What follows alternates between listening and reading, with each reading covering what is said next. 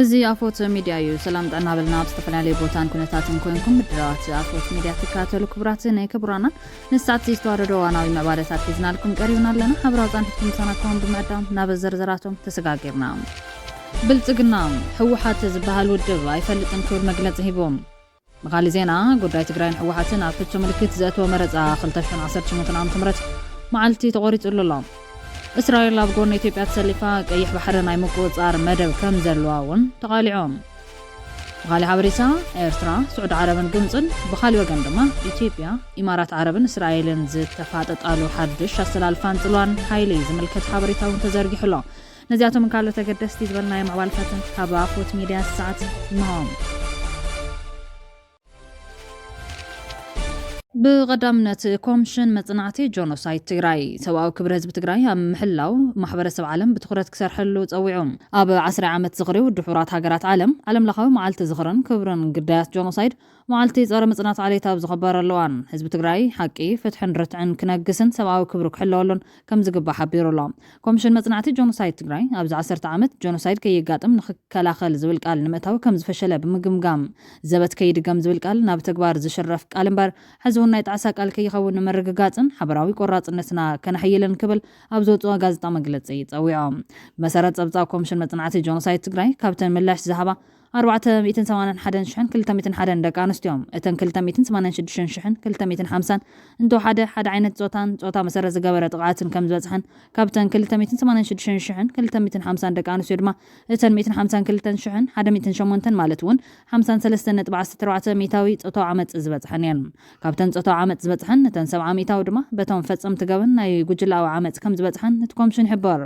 ካብኣተን እተን 975 ብኬሚካል ዝተቃጸላ እንትኾና እተን 529 ድማ ኣብ እዋን ጥቃዓት ዝተቐተላ ከም ዝኾናን ብኻሊ ገጽ ድማ ብሚልዮናት ዝቑጸሩ ሰላማውያን ተጋሩ ኮነ ተባሂሉ ብጭካነ መቕተልቲ መጉዳእቲ ኣካል ምምዝባልን ስቃያትን ከም ዘጋጠሞመን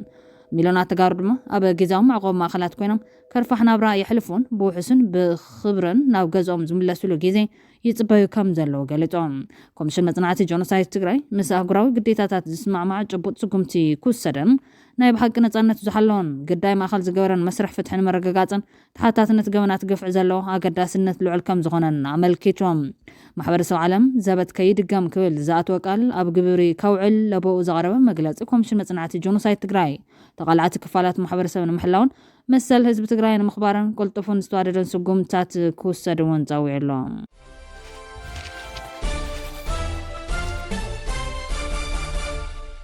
ውድብ ዲሞክራሲያዊ ስምረት ትግራይ ስምረት ካብ ብሄራዊ ቦርድ መረጻ ኢትዮጵያ ናይ ምዝገባ ሕጋዊ ሰውነት መረጋገጽ ምስክር ወረቐት ከም ዝረኸበ ገሊጾም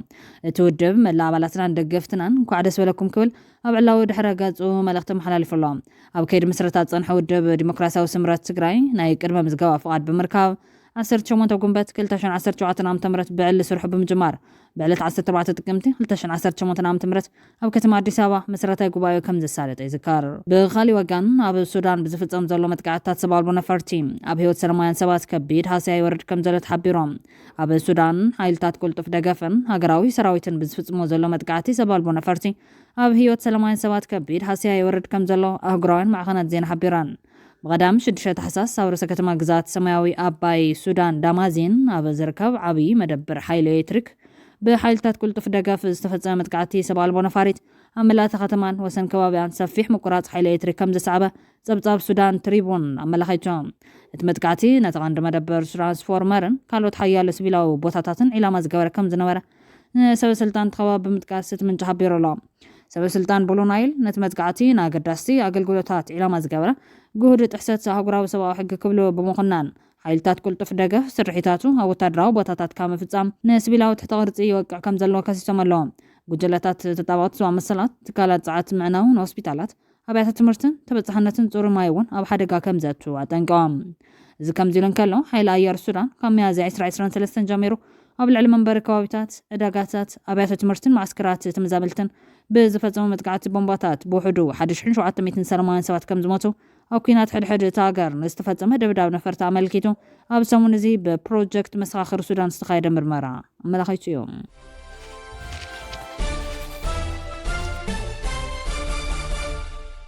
ጉዳይ ትግራይን ሕወሓትን ኣብ ሕቶ ምልክት ዘእተወ መረፃ 2018 ዓ.ም መዓልቲ ተቆሪፁ ኣሎ።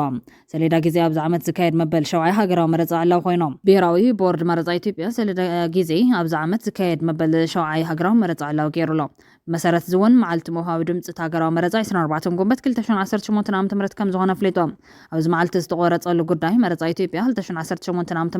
ጉዳይ ትግራይ እንታይ ይኹን ዝብል ሙግት ዝለዓል ዘሎ ኮይኑ በቲ ሓደ ወገን ኣብ ኩሉ ጫፍ ዓለም ኣብ ትሕቲ ወራር ኮንካ መረፃ ይካየድን ተተኻይዱ እውን ቅቡልነት ኣይህልዎን ዝብል ሓሳብ እዩ ዝቐርብ ዘሎ።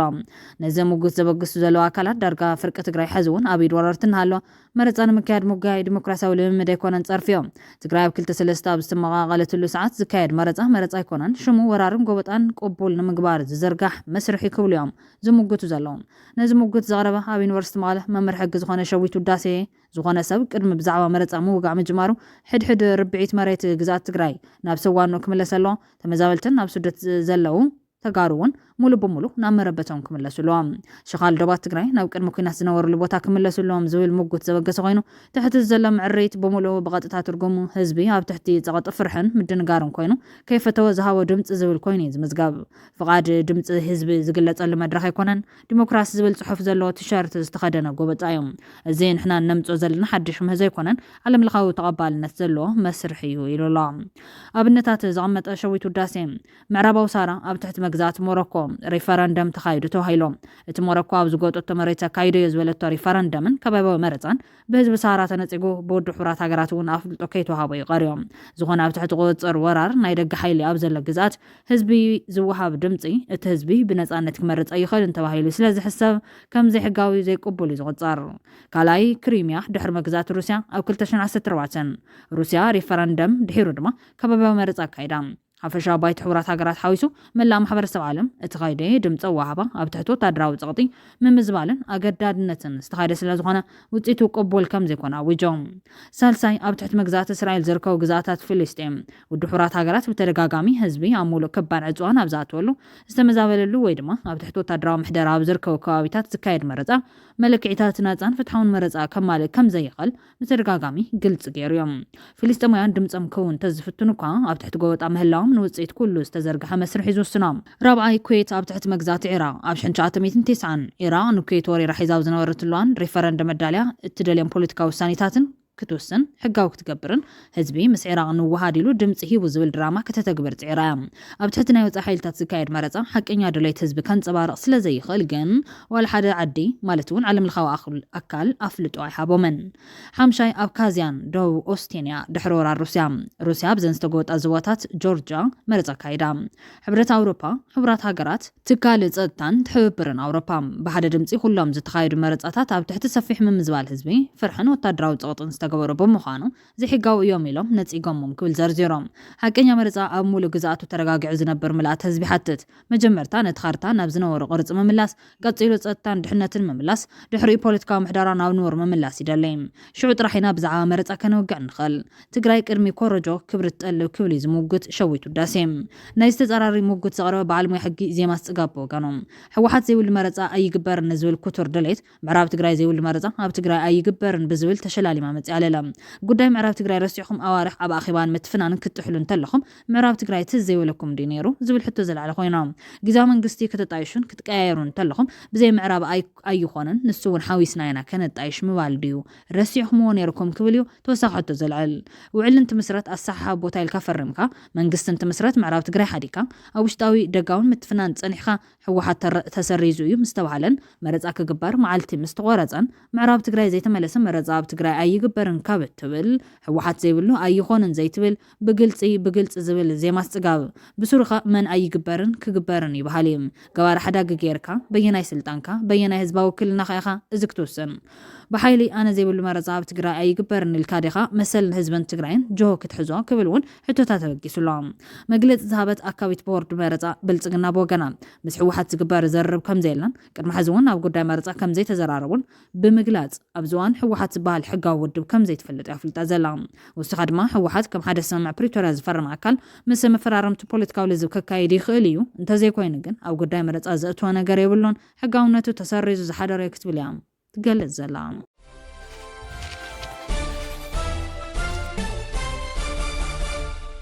እስራኤል ኣብ ጎኒ ኢትዮጵያ ተሰሊፋ ቀይሕ ባሕሪ ናይ ምቁፅጻር መደብ ከም ዘለዋ ተቓሊዖም ኤርትራ ስዑድ ዓረብን ግብፅን ብኻልእ ወገን ድማ ኢትዮጵያ ኢማራት ዓረብን እስራኤልን ዝተፋጠጣሉ ሓድሽ ኣሰላልፋን ጽልዋን ሓይሊ ዝመልከት ሓበሬታ እውን ተዘርጊሑሎ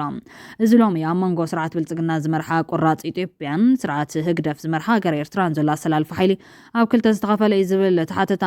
ቀዳማይ ደንበ ኤርትራ ስዑድ ዓረብ ግብፂ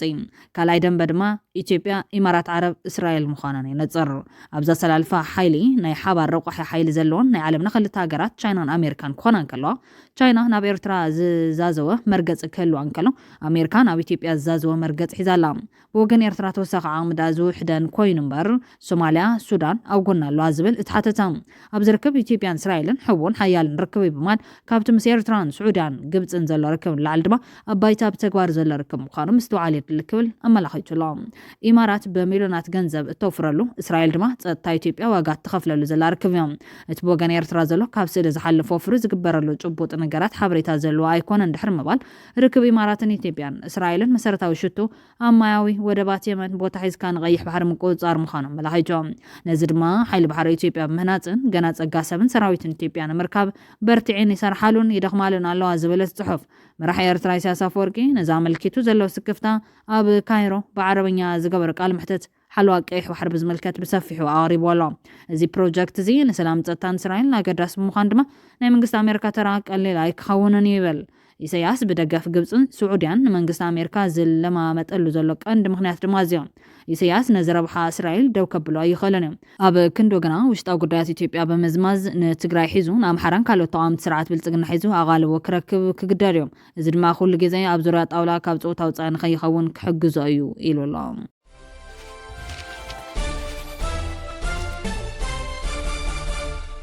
ፌደራላዊ ፖሊስ ኢትዮጵያ ኣብ ቀረባ እዋን ኣብ ኣዲስ ኣበባ ዝተኻየደ ሳልሳይ ስነ ስርዓት ፈጠራዊ ሽልማት ጂ ፓወር ቲክቶክ ንባህልን ህዝባዊ ስነ ምግባርን ኢትዮጵያ ዝጥሕስ ክዳውንቲ ተኸዲኖም ቀሪቦም ኣብ ልዕሊ ዝበሎም ፍሉጣት ኣብ ማሕበራዊ መራኸቢታት ዝነጥፉ ሰባትን ኣዳለውቲ መደብን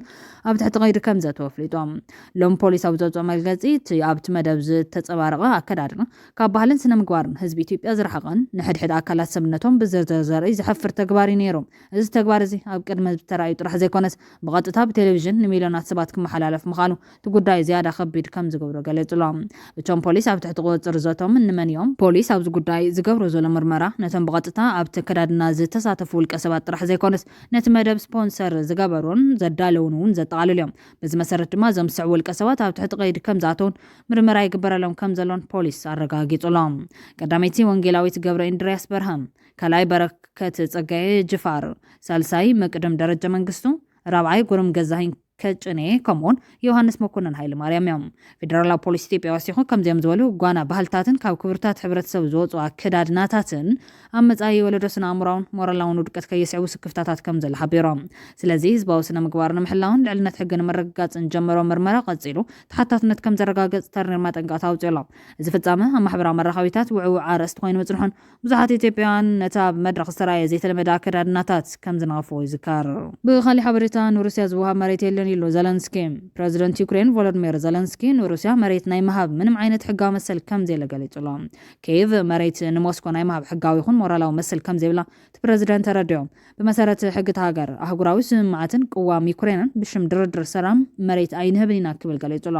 ምስ መራሕቲ ኣውሮፓ ዘርብ ዘካየደ ዘለንስኪ ገለ ምዕዋልታት ከም ዘሎ ኣመልኪቱ እኳ እንተነበረ እቲ ጉዳይ ገና ከቢድ ምዃኑ ኣይከሓደን ዘለንስኪ ኣብ ለንደን ምስ ቀዳማይ ሚኒስተር ብሪጣንያ ኬር ስታርመር ፕሬዚደንት ፈረንሳይ ኢማኑኤል ማክሮን ቻንስለር ጀርመን ፍሬድሪክ መርዘን ዘተካይዶም እቲ ብኢ3 ዝፍለጥ ሃገራት ምስ ውጥን ዶናልድ ትራምፕ ንከይጋጭዋ ድንግርግር ኢልውን ከም ዘሎ ዝግለጽ ዘሎ ዘለንስኪ እውን ብወገኑ ኣብ ኣውሮፓ ብዛዕባ መሬት ዩክሬን ሕልፍካ ምሃብን ዘይምሃብን ምፍልላይ ከም ዘሎ ኣሚኖም ኣውሮፓውያን እውን ኣብ ፀቢብ መንገዲ ከም ዘለዎ ተገሊጹሎም ትራምፕን ፑቲንን ኣብ ፖለቲካዊ ስምምዕ ምህላዎም ንኢ3 ጀርመን ፈረንሳይን ብሪጣንያን እውን ኣቆጢዕዎም ኣለዎም ክብራትን ክብራንን ቤተሰብ ኣፎት ሚድያ ነሳዓት ዝዘዋደድና ለኩም እዋናዊ ምዕባለታት ተቐሪብና ከም ቤትና ስለተከታተሉና ነመስገን ላይክ ሼር ሰብስክራይብ ምግባር ቤተሰብ ኣፎት ሚድያ ኾኑ ሰሰናይ ነምና